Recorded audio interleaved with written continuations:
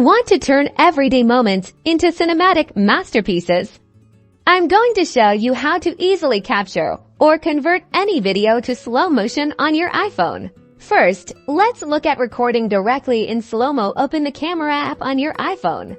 Now, swipe left on the camera modes until you land on Slow-mo. This is your dedicated slow motion recording mode. Notice the frame rate displayed, like 120 or 240 frames per second. Higher frame rates capture more detail, resulting in smoother slow motion. Select the frame rate best suited for your needs. Simply tap the red record button to start filming. Capture the action you want to see in slow motion. When you're finished, tap the red button again to stop recording. Now, let's edit an existing video. Open the Photos app and select the video you want to slow down.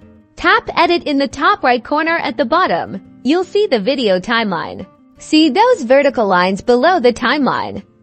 Drag them inwards to select the portion of the video you want to be in slow motion. The closer you bring them, the more dramatic the effect. Tap the check mark at the bottom right when you're satisfied with your slow motion section, and that's it. You've created stunning slow motion videos on your iPhone now. Go out and capture some amazing moments.